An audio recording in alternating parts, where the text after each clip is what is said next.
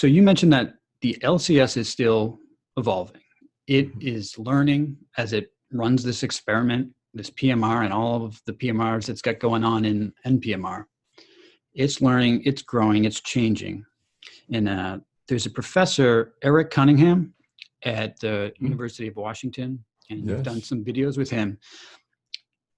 He had a sort of revelation about the schizophrenia between the God in the Old Testament, the angry God, the jealous God of the Old Testament, versus the loving, compassionate God in the New Testament.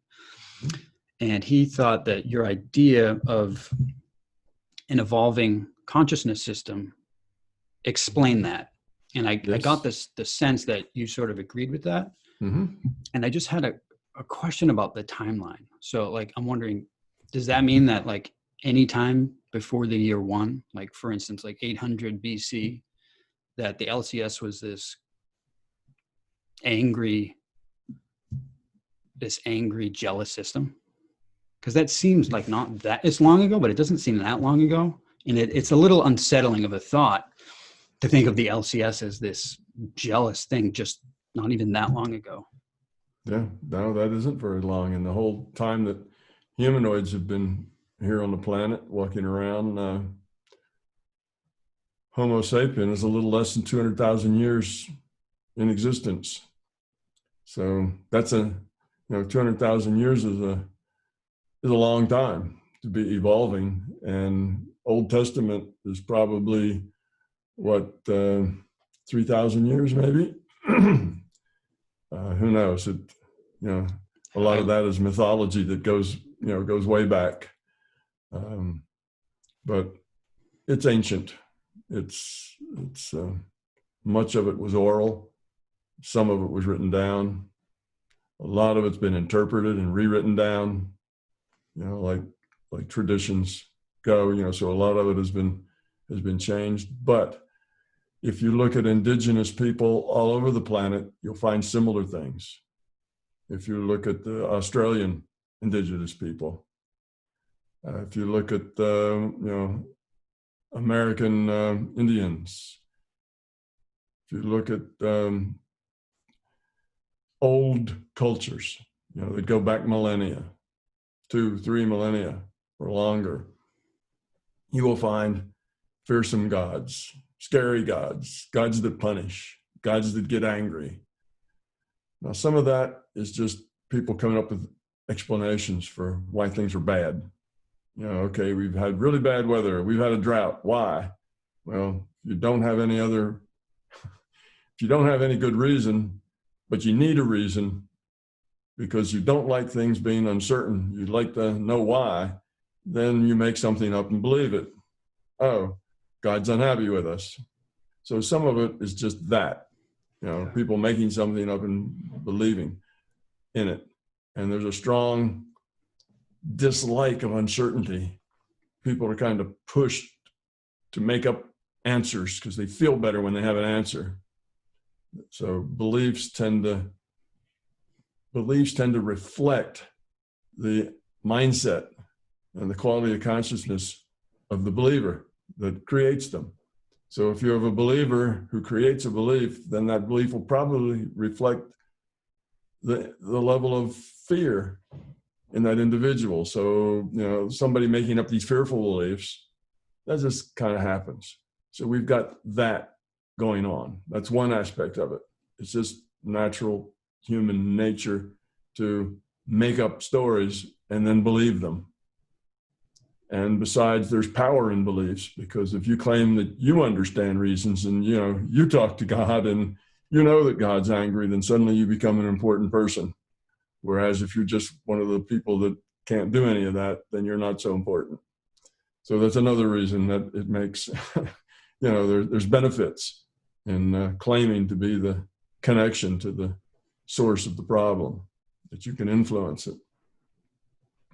So we have a lot of that going on. At the same time, we have the larger consciousness system didn't just start out having a low quality of consciousness. It was just a piece of consciousness. It started out very simple. So it had to learn all the things that we've had to learn. And it was in the same position that we were, in the sense that in the beginning, it was just part of the big chat room. Okay, now the larger consciousness system includes all the individuated units of consciousness. They're not separate things. We're pieces of that system. Okay, so we are the larger consciousness system, but besides that, the system is more. Okay, we're parts of it, but as we evolve, it evolves. So we're a little piece of it. So if we take a little increment up and lower our entropy, then the whole system gets that increment up because we're part of the system.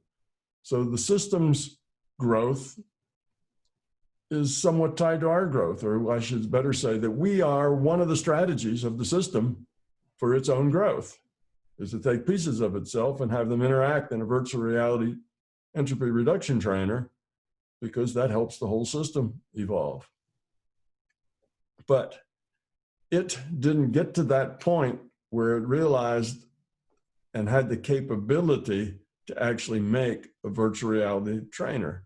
That took a very long time, from just a simple rudimentary consciousness to something that was capable of putting together an extremely complex rule set that would generate, so when the run button was hit, it would generate and evolve our universe. Okay. Big digital bang was when the run button was hit and the simulation was allowed to evolve, and it evolved into our universe. So our universe isn't programmed, it's evolved from a rule set and a set of initial conditions. So that took a very long time to get to the point where it could do something like that. It had to learn a whole lot of other things before it could ever get there. So that's what most of its time was doing, and most of, and it was doing that long before we haven't even had the humanoids walking around. That was many, many, eons before humanoids ever got here. But the system itself wasn't really challenged like it was challenged after it created independent, free-willed, individuated units of consciousness. You see, at that point, its challenges started to grow dramatically.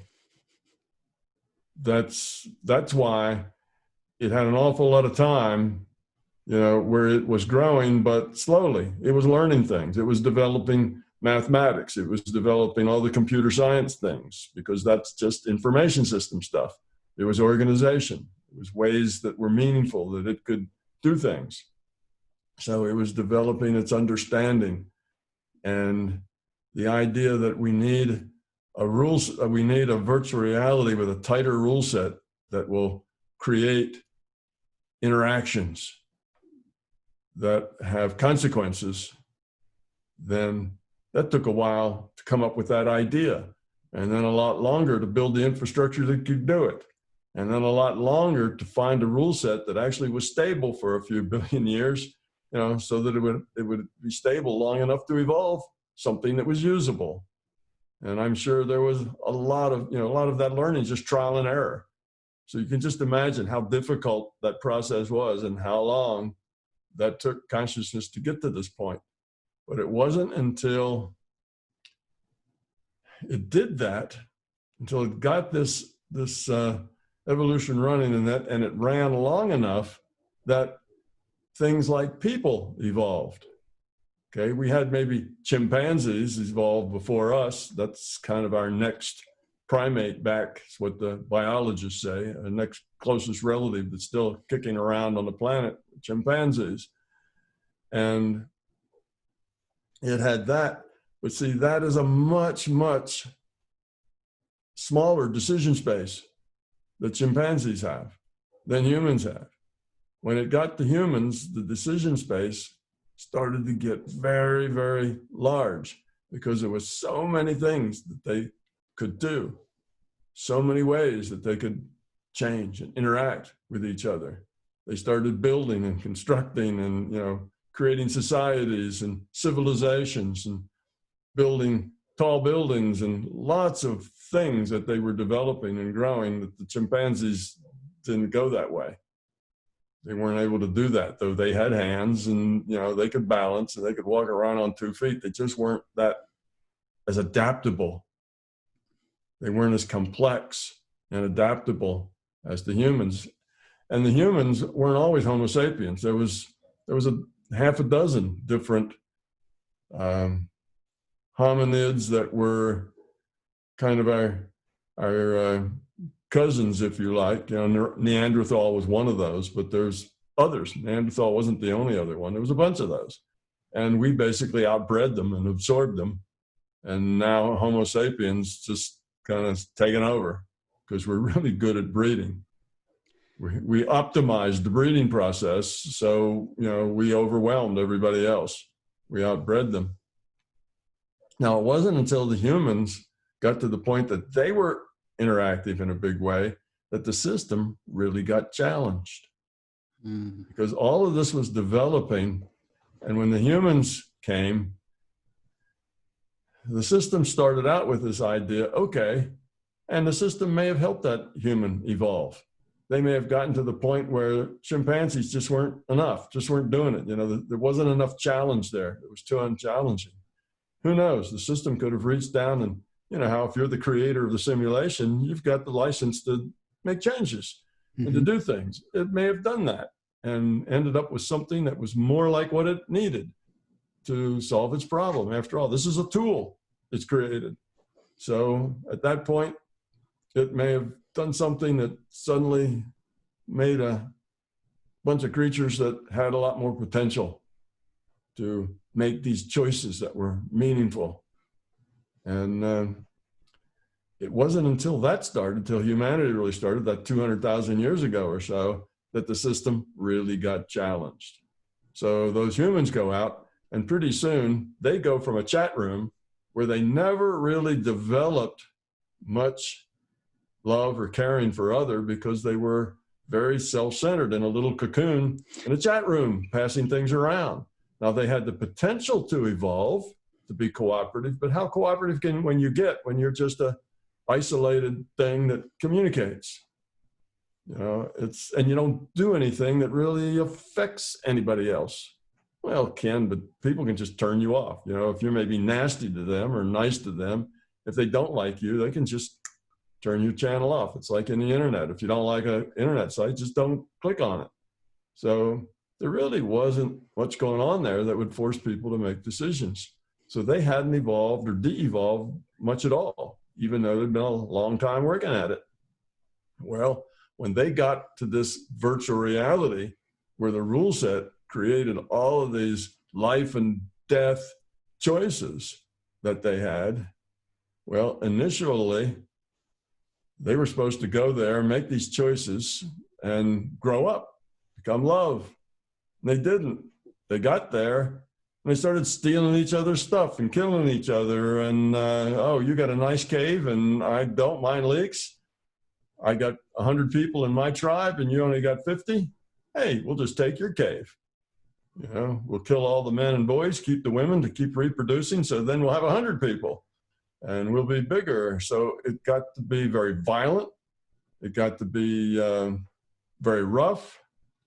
And the system is sitting there going, no, no, no, that's not what we're doing here. Look, you guys are supposed to be growing up, making good choices and whatever. And the people have free will. So they just were what they were.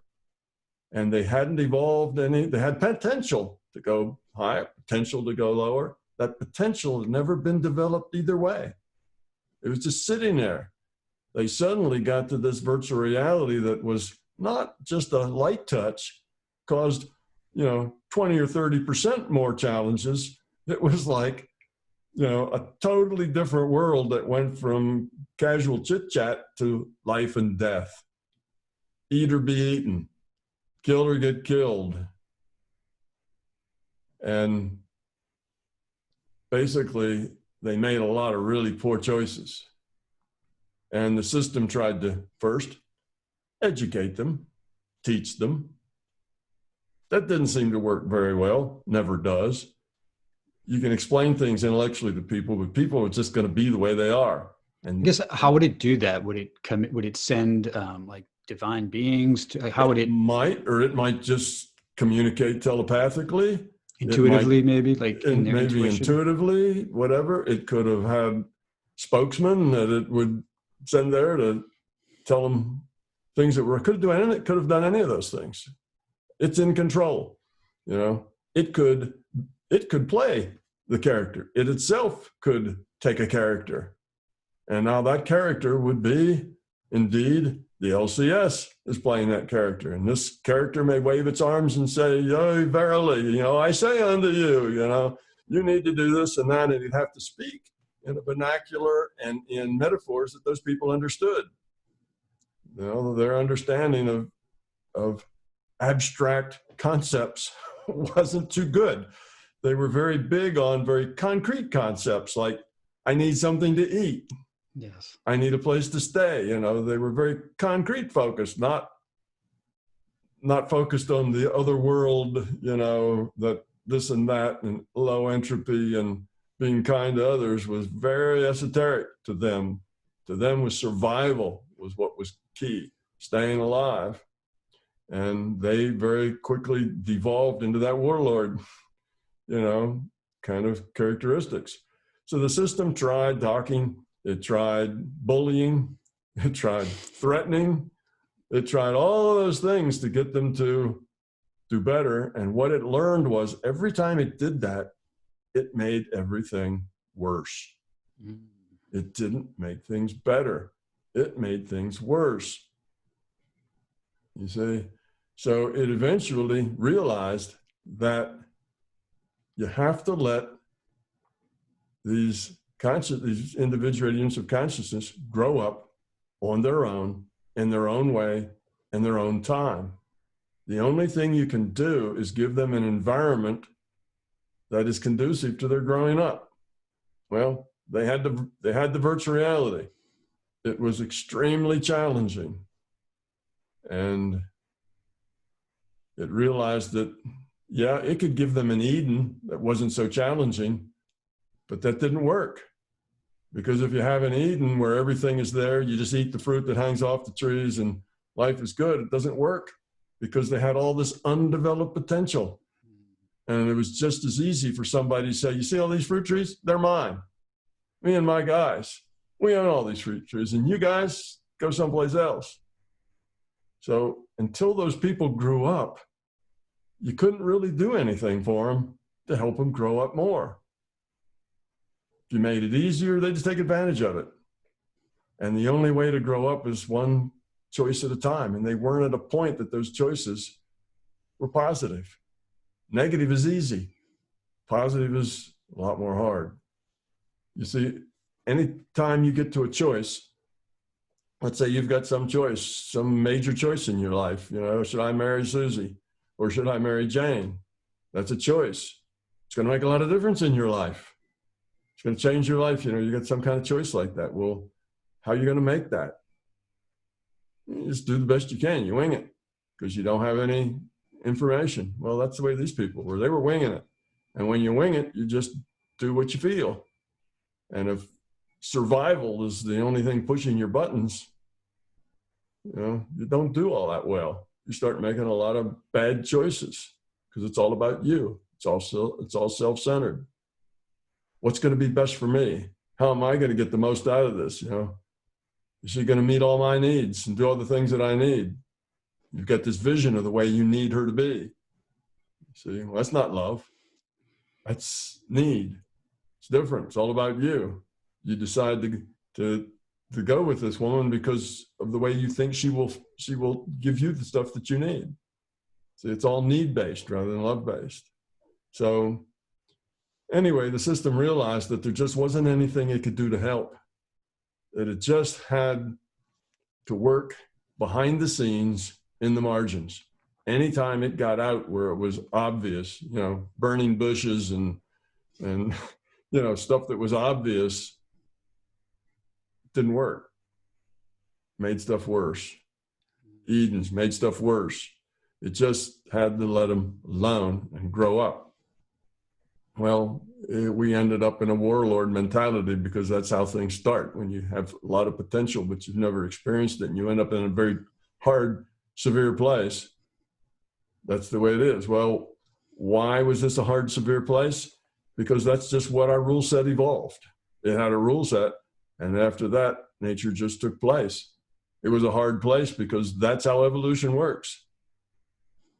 The ones that survive are the ones that are better at, staying alive, which means they're tougher, meaner, and scrappier. They're the ones that have evolved to be resilient and to adapt. Those are the ones that survive. So it ended up a place that survival was not simple. You had a lot of competition. You might kill the tiger might kill you. Just the nature of evolution. It builds systems based on survivability and procreation. That's competition. That competition produces a pretty harsh environment. But if you don't have that, then your system doesn't become stable, because our ecology, our biology, our planet Earth is all balanced. It's all balanced systems. It's important that these eat those, because otherwise those would grow, and there'd be so many of them that they'd overrun things. So they have to have all these balances that grew up by evolution to make the whole thing stable and work. And a tough place to make a living. So yes, we have this idea that up until about the time humans were around, or up until after the humans were around, there really wasn't much interaction between the system and what was evolving there. But once we got to the humans, where they really started to make these meaningful moral choices, and they were making hundreds of them every day, then the system tried to bully, tried to sweet talk, tried to do anything it could do to get them to make better choices, always made it worse. Mm-hmm. Eventually the system let it go. So that's the difference between the Old Testament, where you have a mean and angry and jealous God, and the New Testament, where it's just all about love and caring and being considerate of other people, because that's what the system learned. So it grew up and started to learn how to make better choices based on us. We were the big challenge. Now with us, we're each other's challenge. We have to deal with other people. And our life and their life and the whole thing will get better as we start, if we deal less out of fear and more out of cooperation, caring, and love. And that's the name of the game. And we just have to work that out and come to that conclusion.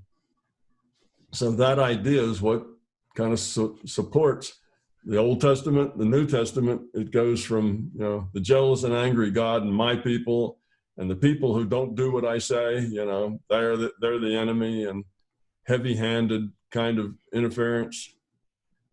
And the system had to learn it. This is evolution. You can't just skip a bunch of steps and have some big monolithic consciousness create parts of itself, and suddenly it's the benign, loving master of all. It doesn't work like that. It's got to grow up just like anything else. It had potential, and it needed to figure out what to do with that potential. And it made mistakes as well, and all that anger and jealousy. And listen, folks, listen to me. You must obey me. I'm telling you what you have to do. Oh, jealous, angry God. Okay. So anyhow. Yeah, that is so interesting. That is a very interesting perspective. And it's interesting to think of how history, it's probably really tough to understand very ancient history, because not only are the human situations different, but the LCS was different back then too. Yes, very different. So then we're saying the LCS really just grew up as we got on the scene. It started to grow up. So it's only been 3, 4, 5, 10, I don't know, 20,000 years. How long, do we have that going on? Maybe 30,000 years. I don't know, but 40, 50,000 years, but not probably much more than that. So the first 100,000 years or so, there may not have been much going on, or the system may have thrown up its hands and who knows what went on, but our written records only go back for probably 10, 20, 30,000 years of mouth, from hand to mouth, it's not hand to mouth to mouth, telling of tales and things. So, yeah. So see, that's another point. So here you have something that is a quandary. Why do we have this Old Testament that's got the angry, jealous God, and in the New Testament, it's all about love? Well, partially it's just people making up beliefs about something angry because it gives them status if they're the one that talks to the angry spirit, or because it's obviously angry because it hasn't rained for 2 months, so it must be angry with us. So it just, people don't like not knowing, so they make up stories and believe them. Some of it's that, but it also is more than that. It's also that, yes, some of those stories talk about this God that did all these things, and those are very ancient texts that go back many thousands of years. So it's nice to have a theory that when you look at it, says, oh, that makes sense. System had to grow up. System wasn't really challenged very much for that first 100,000 years or so, 150,000 years. Wasn't a whole lot going on there. Choices weren't that much until the humans evolved, and they got enough of them that the interaction got to be pretty belligerent. Then suddenly there was a lot of decision space. And then is when the system would have started to butt in, try to manipulate it, to be more, to grow up faster. But you can't grow up fast. That's why I tell people, don't believe what I say, because you're not going to grow up just with an intellectual understanding of the my big toe theory. You can understand it and be great at cocktail chatter and can answer everybody's question, but if you don't live it, if you don't be it, it won't help you evolve. And if it doesn't help you evolve, then it's not useful. And since we live in this fractal reality, I mean, the way that the LCS had to learn to deal with the people, it sort of mirrors the way parents have to learn to parent their children, in a sense. Exactly. That you can't control. You can't be too overt in your approach. Yes. See, this is a fractal reality, but not a geometric fractal. It's a process fractal.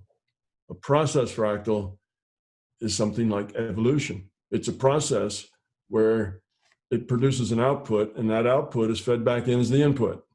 It's always changing itself. That produces a process fractal. So it's just a modification. It's an iterative self-modification.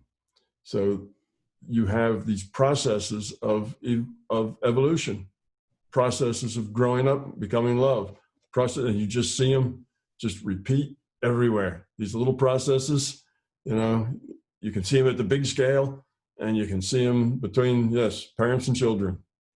It's the same process that you're trying to, whether it's the LCS trying to get, humanity to make better choices, or whether it's a parent trying to get a child to make better choices. It all works the same way. And if you try to manipulate, you try to bully, you try to demand, it doesn't work. It helps raise neurotic children who then go on to bully and demand their own, of their own children. Mm-hmm. It's dysfunctional. You have to let them make their own choice. You have to give them guidance. Now, the system can interact with the people, but it has to do it without notice. It has to do it in the margins. It has to do it in a way that it isn't pushy. It has to be invisible. So yes, that system can do things to help us grow up. And we call that, what do we call that? Synchronicities. Mm. You walk through the library and suddenly it's almost like a book grabs your attention, jumps off the shelf into your lap, and you're just drawn to, what is that red cover down there? And for some reason, you just want to go down and see what it is. Mm-hmm. No particular logic in that. And you go down and you see it. Oh, wow. and it's just what you need. These are called synchronicities, where something just kind of off the wall that isn't too likely to happen randomly, just is there just when you need it at a time. Well, the system can do that sort of thing because it still wants to help us make good choices, because as we evolve, it evolves. But it can't do it in any way that looks purposeful, heavy-handed, interfering. It cannot interfere with your free will. So it may focus your attention on a book and give you a nudge that says, you go down and see what that's all about. But it can't actually make you make the choice, take that book home and read it. That's your choice. It can put it in front of you. You know, it can lead the horse to the water, but it can't make him drink. It can't get in front of the free will of the people, which is what it was trying to do before, telling them what to do, overriding their free will, letting them be who they are. So the system does help. It does interact, but only in a way that makes it invisible without ever getting in front of our free will. So free will becomes sacred, if you will. If there's anything sacred in this, it's free will. You can put something in front of them, but you can't make them make a good choice. You have to let them choose. You can't push them, and you can't make it such that they have no other choice. You've led them just into one choice. You know, that's manipulation. That's overriding free will. So the system is very scrupulous about never overriding our own free will. All choices have to be ours. Whenever you override somebody else's free will, you're part of the problem. Not true if the person's only 3 years old. Then you have to override their free will because it's not safe for them to play in the street, and they don't understand that. So there's a point where you make decisions for people, but those are people who are very young. And as they grow up and become more capable of making choices, you have to let them make choices, even if you don't like the choices. But if you and they have a good relationship, then you can discuss the things, not get polarized into the parents just don't understand, you know, and the children just don't understand. And you got this polarized thing, and now there's no communications. Communications are gone because the parents were heavy-handed and said, no, you cannot do that. That's dangerous. You will not go to that party. You will not have this guy as your friend. He's a bad apple. So when it's done by edict, it's not a good way. Again, every time you force, that carries a negativity with it. You may force behavior, but if they're not doing it because they know that that's really a better choice, they're not learning anything. But if the parent and the child trust and have respect for each other, they'll listen. Even if they have to pretend not to listen, they'll listen anyway. And the parent may get frustrated because it looks like they're not listening, but they're listening and they're processing. And they will get it because they respect you and they trust you. Nobody respects and trusts the bully that tries to tell them what to do. They discount them. Matter of fact, they have to do just the opposite in order to maintain their own sense of self. They're not just a puppet being manipulated. So, yes, and the system had to learn the same thing. As people are capable of making choices, you have to let them make the choices, but you can give them guidance. You can make just the right book pop out of the shelf where they can find it. You know, you can do those kinds of things. But right. you can't do it. A gentle nudge, A gentle nudge, and being there for them and not judging them. You see, if you judge them, then they don't like that. What that tells them when you judge them and find them lacking and find like they need to do things differently, you're telling them you're not good enough. Well, you keep telling somebody that they're not good enough, they'll believe it. And then by the time they're adults, they are insecure. They have an innate sense of not being good enough and of being failed. It's not something to give a child, you know, the rest of their life is a sense of failure and not being good enough. So instead, you need to develop a respect for them, their own ideas, and let them make some mistakes that they learn from. And let them make them early, because the consequences of mistakes 5 and 6 and 10 years old are small. Consequences of making mistakes when you're 17, 18, and 19 are pretty big. Yeah. So you let them make those choices. Let them understand that your advice is something that's good. And if they can get advice from you, they'll want advice from you because they need it. But if you bully them all their life, that you don't have that relationship. You demand that they be the way you want them to be. When it comes time when it's really serious and they need to get your advice, they're not listening. And if they are listening, they'll do the opposite thing. So yes, it's the same problem. If you are a fearful person, you tend to lead with power, control, and force. If you're not a fearful person, if you're a loving person, you tend to lead with caring and respect and compassion. One of them will build respect. The other one will build fear and what? Resentment. So see, that's how we take our fear and we pass it on to our children. They grow up to do the same thing that we did to them. So yeah, that's how you raise children. You know, you raise them with being positive, caring, teach them respect. Then they find you as a parent to be a valuable resource, somebody they can rely on, not somebody that tells them how to be and what to do and what to think. For your own good, of course, because they just will resent that. Even if you're right, doesn't matter. It wasn't their choice. You are taking over their free will, which is okay up to a point, but once they start hitting the teenage years, taking over their free will is not appreciated because it keeps them from growing up successfully. So anyway, that's the way it is. So the more fearful we are, the more we are into dominance, control, and force. And yeah, it just, see, here you go. I said we have a theory that basically has its tentacles down into everything. Yeah. So here's the problem of New Testament versus Old Testament. Wow, what a big break. Well, there's an answer, a logical answer. So in theology, in psychology, in sociology, in mathematics, in physics, all of these fields are changed by this idea. And logical answers show up, not answers that start with assumptions, but just take the theory and see the logic and it makes sense. So that's what's good about it. Yeah, that's definitely the spooky thing about MBT is it really does make sense of so much.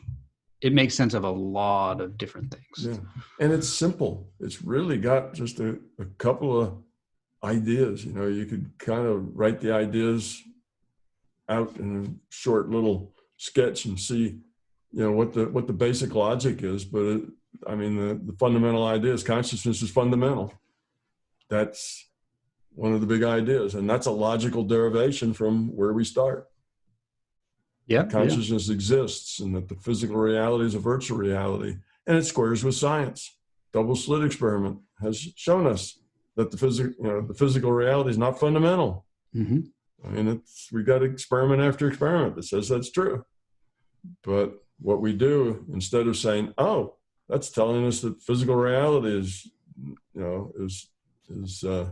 not fundamental," but then they say, "Well, yeah, but that doesn't make any sense. So we'll just say that's weird science. Of course, it's fundamental. Physical reality is, but it has this weird science." You see, we avoid it. We deny it. We go on because that's too big a step for us to take. Completely tears the rug, out from under us conceptually. So that's why I say materialism is the fundamental reality here in most of the people, It's the fundamental way people see reality. And to see reality is that consciousness is fundamental, and this is a virtual reality. That's a huge philosophical step for most people to see that. Many will nod their head and say, yeah, that could be a possibility, but for them, it's just some esoteric thought that's out in space. It doesn't really mean anything. You know, it doesn't really affect real life. But that's not true. Right. It affects every phase of your real life when you look at the logical implications. Yeah, as soon as you put consciousness as the foundation of the reality instead of particles, then everything clicks. So much Everything clicks. is understandable, and I keep looking for things that conflict with it. You know, I keep looking. I'm open to find things, and it's just a model. You know, it's not this is the only model. Models have to be open-ended. There may be things facts that contradict with this. In case, then the model has to change. You know, if we find out things that MBT disagrees with, but those things are facts, then MBT is wrong, and it has to be modified. And if it can't be modified, it needs to be thrown away. So it's just a model of the nature of reality. So far, it seems to be successful, and it explains so many things in so many areas. But I wouldn't say that it will always explain everything, and that it is the model and the right answer. It's just a model. Models are only as good as how well they produce answers to things. So I'm always open to ideas that conflict, that aren't there. And I've been given some as the years have gone by, and I look at them and I say, yeah, my model really doesn't explain that very well. And I have always been able to come up with a very straightforward, logical explanation eventually. Yeah. So far, but who knows? I'm open to adjusting the model when if it fails to do something. I don't have a belief in it. It's just my best shot at the nature of reality based on my own experience. And I don't want people to believe it or disbelieve it. I just put it out there as a tool for people to use to develop their own theories. Because if everybody's out there working on this, they will all eventually, come to a conclusion that's best for them. So as long as everybody's working on the problem, I don't worry about where it is they'll end up. All paths seem to end up at the same place. I'm on the same path Buddha was on. Yep. Same path that most of the people who have been big thinkers are on. Yeah, well, I mean, that's basically all of the major questions that I have for you today. And yeah, some of those answers were just fascinating, especially that Old Testament thing. I mean, I don't normally think about the Bible that much, but putting it in that perspective, it's definitely a whole new look at history. Thinking of the LCS as a different being, a less evolved being as it is today. It's just super fascinating. Yeah, it was evolved enough to create the technology to allow the virtual reality long before, but it still, was pretty much alone, pretty much a monolithic thinker, if you will, alone with itself. It wasn't until human types came along, till Homo sapiens came along, dominated, and had such large decision spaces that they really had the potential to evolve and make a difference. They really could raise or lower the quality of consciousness of the whole system. Yeah. It just didn't do it right. Right. And here's another one, looking at history. Many indigenous people, again, I say that, I just mean old cultures that go back millennia. Many of them have this idea of the original beings. Hopis, I think, believe that we came from the stars. We were out there somewhere and we came here. And when we were there, life was good. Everything was fine. There wasn't a whole lot of turmoil. And after we got here, it's been awful. It's been a struggle. There's been wars and violence, and it's not been good since then. And we have kind of the Garden of Eden, and everything was good, and then they became aware and had to interact with that awareness, with awareness of what was going on and why. They had with the apple of knowledge. Suddenly that knowledge of being here and interacting, and that ruined everything. And you have many of those. They found them almost uniformly spread all over the planet in all kinds of cultures, that everything used to be really nice and good. Sometimes it's tied up with Atlantis, and everything was well, and then some kind of terrible thing happened. Mm-hmm. Here we are. And what that is a bunch of deep memory, if you will, because there is a thing called, collective consciousness. That's this deep memory of the IUOCs being leaving the chat room and logging on to the virtual reality. That place that was so easy and not fraught with difficulty and challenge and death and disease and fighting and so on, that was the chat room. And then they were encouraged very strongly to go log on to this game. And many of them did. And suddenly life was hard here on this planet Earth and terrible. So you have this cosmology that is common through almost all the old cultures that starts like that. And that, to me, is because we've had that common experience. If you go back in our collective memory, that we came from a place where there wasn't any violence, where there wasn't any starvation, where there wasn't any disease. And finally we got here, and it's been hell ever since. Well, that could very well be true, for sure. So no, that's just an idea. I'm not saying any of these things are true and facts. These are just ideas where I see a connection. That's probably why these stories arise so many different places in so many different cultures.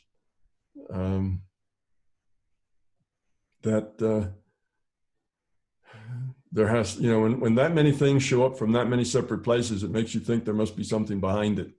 Yeah. And that would be a very good explanation of what's behind it. Those are some of our first collective memories of logging on, which would be as far back as 200,000 years ago. But probably at that point, it wasn't enough to really be collective memory. It was probably more like maybe 50 or 100,000 years ago, when there was enough people around that the fighting with each other and so on got more and more intense. So that's another explanation. I know I wouldn't say that's a great explanation, but it's plausible. Yeah. Yeah. I know you mentioned how that can get wrapped up in the Atlantis story, but sometimes I used to read Graham Hancock's book. Robert Schoch, he's a geologist at the Boston, I think it's Boston University. And their work is they show, like for instance, the Sphinx in Egypt supposedly has water weathering on it, according to Robert Schoch. He's a geologist, and I guess you don't get heavy rainfall in the Sahara until you go back further back in history than it's supposedly built. So I guess what they posit is that there was an actual human civilization that could have been Atlantis, not really the IUOC chat room. I don't know if that's true. And I don't know if you've done any exploration in the database about that. No, I haven't. But there are things that are mysterious that just happen. It's hard to explain. The system tends to do things sometimes that are. I said that it has to do it in the margins. Well, sometimes it does things just to help wake us up, to help us see the world as more than just a physical reality, to get us out of the materialist rut, to show us a world that's bigger and more vibrant and has more dimensionality than just the physical. And it will do things. Part of those things it does is gives people paranormal experiences, because it kind of wakes them up to a bigger reality. But there's other things too that are done in a larger scale, like crop circles.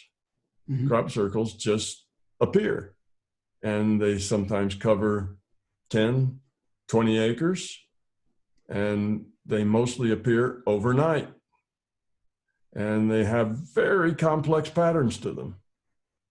Very complex patterns, often mathematical patterns. And they happen in the dark.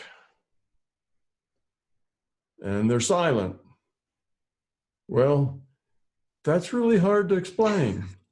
You know, if you gave people the plans and gave them the mathematical equations and you hired, 100 surveyors to go out and lay all that out, it'd probably take them a month or two just to survey all those curves and shapes and things. Would be very hard to do. It's not like they're just straight lines. There's lots of curvy lines and whatever. To lay all that out over 15 acres and have a precise, mathematical relationship to each other.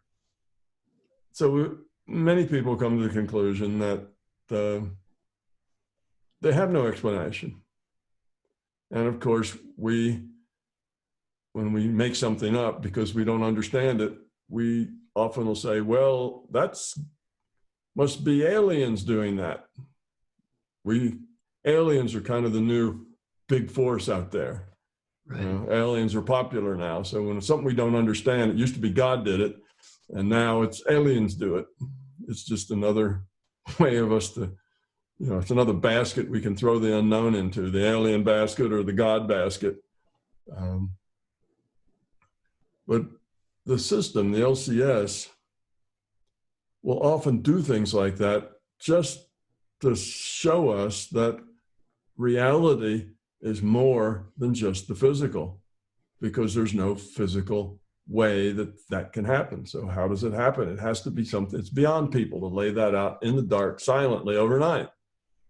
And the idea that, oh yeah, it must have been a bunch of college students doing that on a lark. Well, that's obviously somebody who's in denial. They've never been there. They've never seen it. They've never talked to the scientists who were there. That's silly. It's the students or the farmers go out at night and do that. It's a silly thing. It's obviously way too complex to do in the dark, even if you were a very smart farmer with crop bending machines that were silent and didn't make any noise. So anyhow, the system does things like that sometimes. So you always have to be skeptical.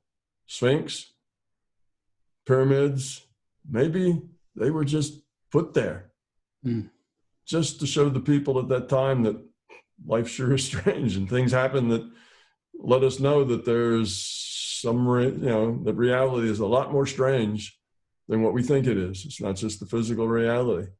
So who knows? Now, I'm not saying that that's how those things got there. I'm not coming to any conclusions at all.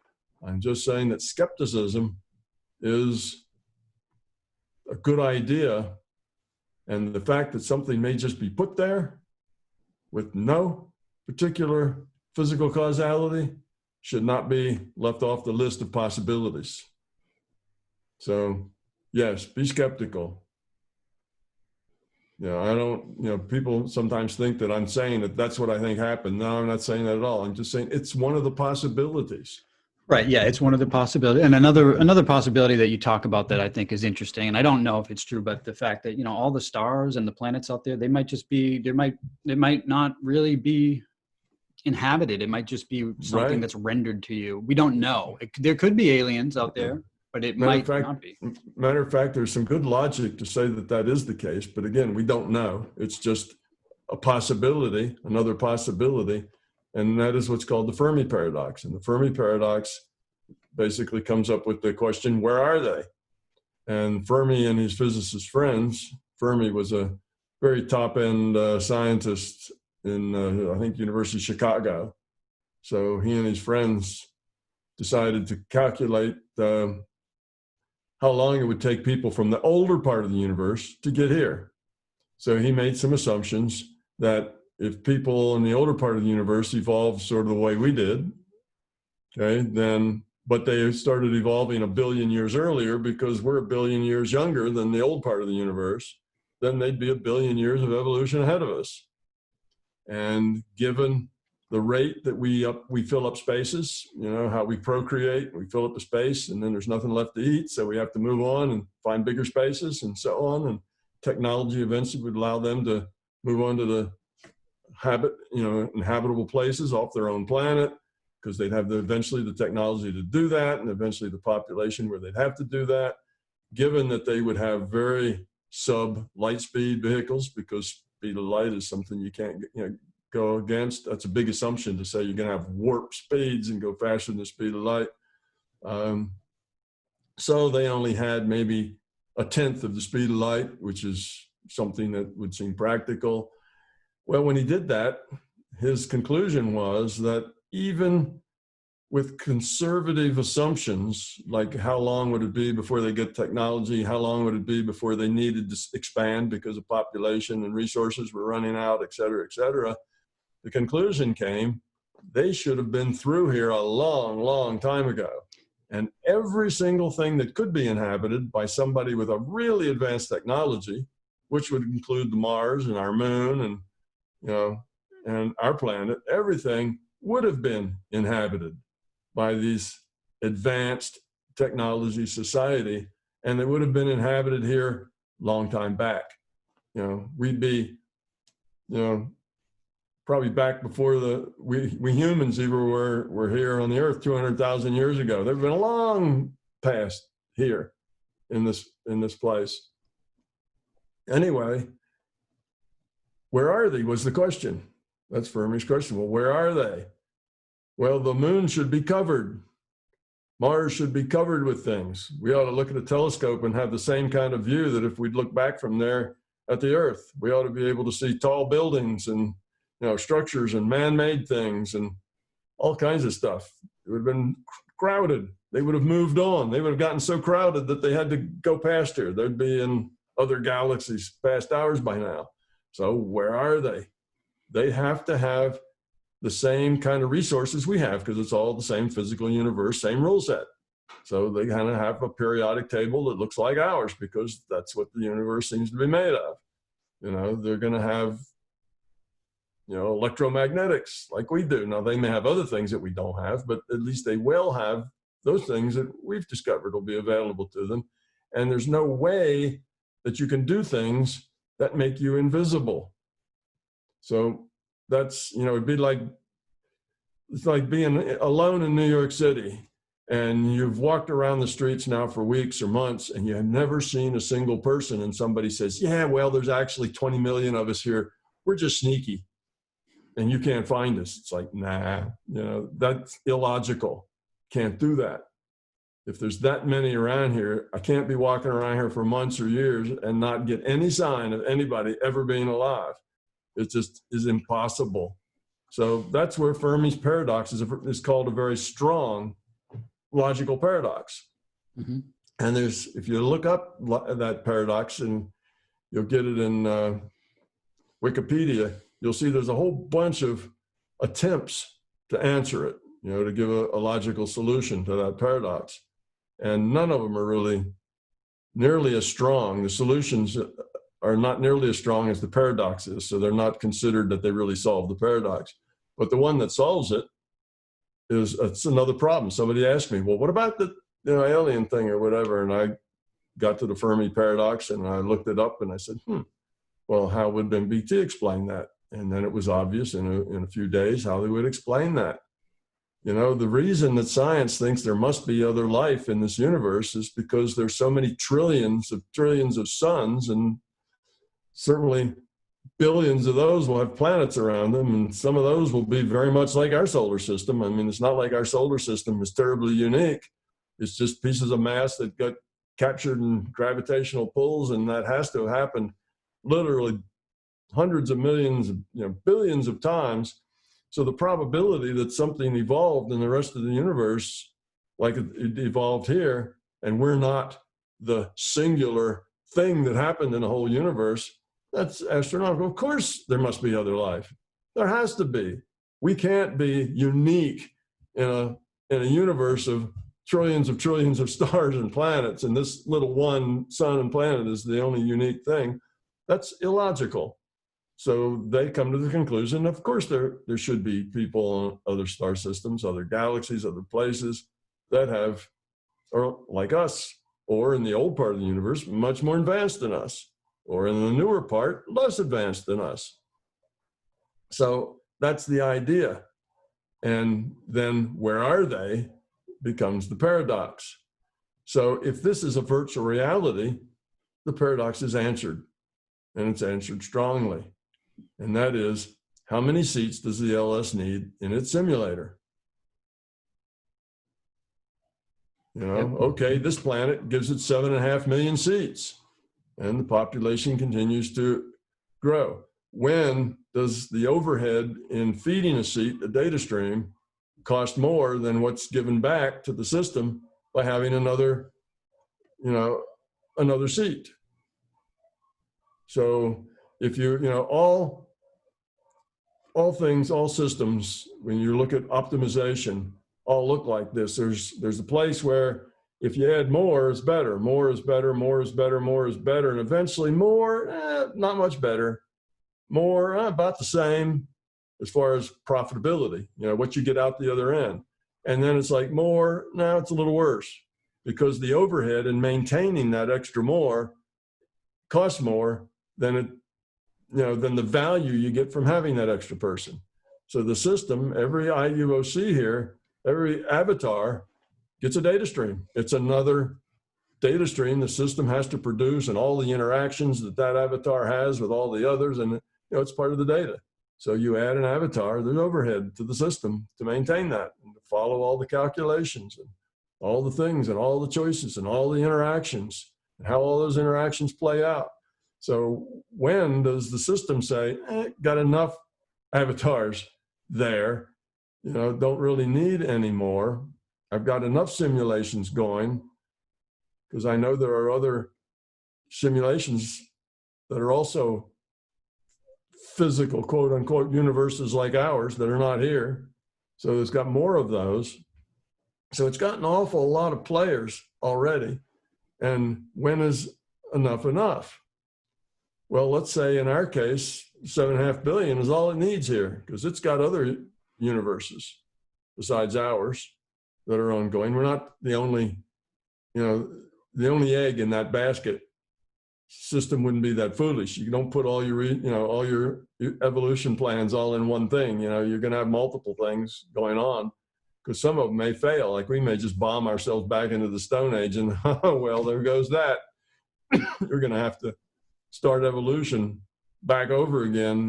Maybe another, couple of million years before it recovers. So you don't want to put all the eggs in one basket. So anyway, if that's the case, and this is a simulation, it takes almost no overhead whatsoever to simulate a spot of light in the sky. It takes three bytes. It takes location, well, that's X, Y, and Z, and it takes brightness. That's about it. And it only has to render those to people at night when they're awake and looking at the sky, and it's not cloudy. So the number of renderings it has to render of those stars in the sky aren't that much. So the whole stars in the sky thing could be a trivial rendering, probably takes up less computer space, and just running one human, one human avatar probably takes up more space than putting all the stars in the sky. So a telescope, the Hubble, looks, sees things, it just computes. What's that likely to be? It shows them that picture. Done. Hubble gets turned off or points someplace else. That doesn't have to be rendered anymore. Things are only rendered as somebody looks at them. That's the efficient way to run a simulation, just like No Man's Sky does the same thing in a virtual reality game. You render on the fly. That's so much more efficient. And this system's had billions and trillions of years to get efficient. So that's the way it would work. So only things get rendered when somebody looks. So all that stuff, whenever we look at it, it renders at something. And if you go back and look at the same space, it'll render what it showed you the last time. It will still be there. So it's got constraints. It has to keep, be within the rule set and be consistent with history and other constraints on it, what it can render. But that's all. When you look away from that, none of that has to be rendered. So basically it's rendering a whole bunch of lights in the sky, and we're it. There isn't anything else here. This whole universe evolved just because it was part of what comes out of this equation. But the only part of interest would be the 7.5 billion of us. We're the only ones with free will to do anything. All the rest of it's just lights in the sky. So it's not a waste of resources. It's only expending the resources that give a return, no more. So if you have a virtual reality viewpoint, then the Fermi Paradox has a hard logical solution. So that would be the solution, is that our reality is a virtual reality. And all those lights in the sky and all those trillions of suns and planets are unnecessary. System doesn't need that many seats. Doesn't need another billion Earths with another 7.5 billion people in each one of them. It's just too much.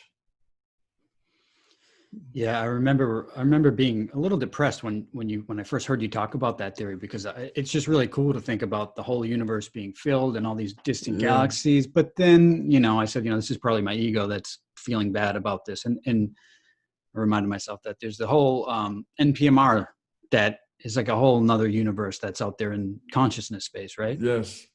So it is an odd idea. And I just say again that this is just a possibility.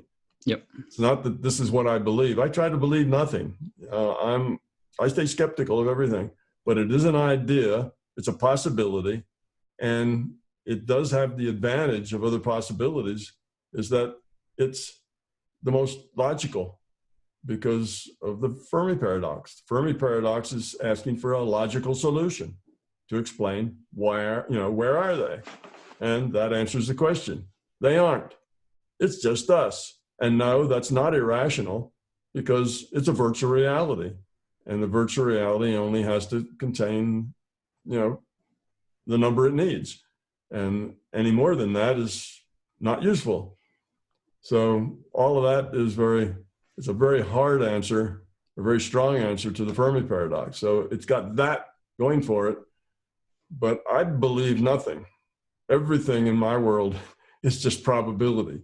So I give that a 70%, 80% probability, because it is the most logical answer to the Fermi Paradox. But I would never say, oh, that's the truth. That's the way it is.